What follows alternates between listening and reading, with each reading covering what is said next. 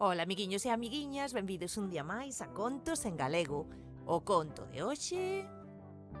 O moco máis rico do mundo, de Valeria Kiselova, coas ilustracións de Mamin Marcén. Érase unha vez un ogro moi lambón. E encantábanlle as ricas comidiñas que súa nai lle preparaba. Vermes xigantes, osos de paspallás, moscas en salsa e patacas fritidas de arañóns. Pero o que máis lle entusiasmaba eran os mocos. Comíaos con moitas ganas, pero como non se enfermaba moi a menudo, eralle bastante difícil conseguilos. Non se enfermaba nin saltando nos charcos, nin paseando baixo a choiva, a saraiva ou a neve. O ogriño ata comía xeados para intentar coller unha boa catarreira. E iso que lle daba moito noxo, pero nin así. Ai, que dura é a vida. Para a súa festa de aniversario, o griño pediulle a súa nai ogra o seu prato favorito. Ai, miña naiciña, quero unha torta con moitos mocos, por fin. Ai, meu filliño, pero é que son tan difíciles de atopar. Xa andiven na procura deles por todas as tendas. Nin no mesmísimo mercaogro teñen mocos. Ai, pero por favor, porfa. O ogriño realmente estaba moi triste.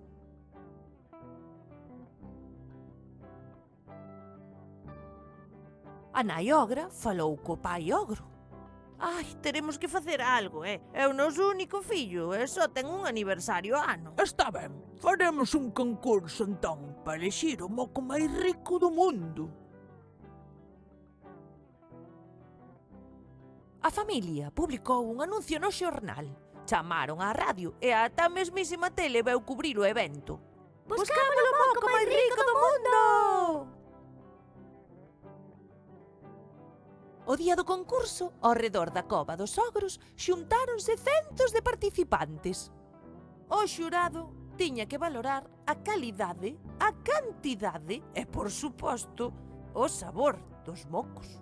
Unha rá moi verde presentaba a cada concursante destacando as especiais cualidades de cada moco. Os mocos que máis chamaron a atención dos xuíces foron os seguintes: os mocos de trasno. Eran deliciosos, pero como son tan pequeniños, deixaban moi pouca cantidade do manxar desexado por o griño.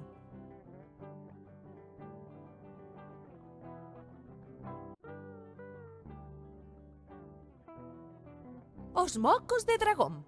É certo que eran en grandes cantidades, pero cando os botaban, os dragóns chamuscaban os mocos, e iso do moco chamuscado non lle facía moita gracia ao griño.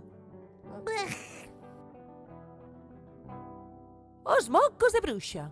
Realmente non eran de verdade, as bruxas facían trampa, como non, fabricábanos a partir dun concentrado de moco. Os xuíces, sen pensalo, botáronas fora por tramposas. ¡Descalificadas!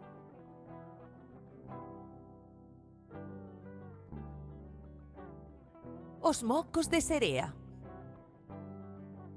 O malo é que tiñan moito sabor a pescado e ao griño pescado non lle gustaba nada. O mesmiño lle pasou cos mocos do monstro do lago Ness. Enchían caldeiros e caldeiros, pero o olor resultaba lle noxento.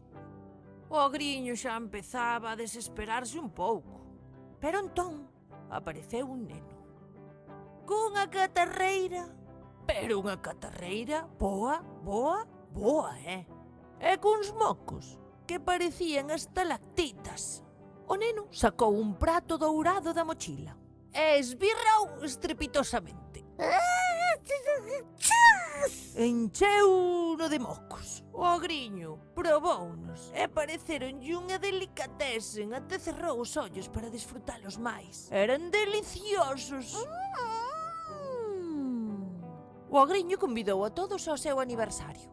O neno ganador obsequiouno cun libro máxico, no que cada día aparecían novos contos. Por certo, as bruxas curáronlle a catarreira ao neno.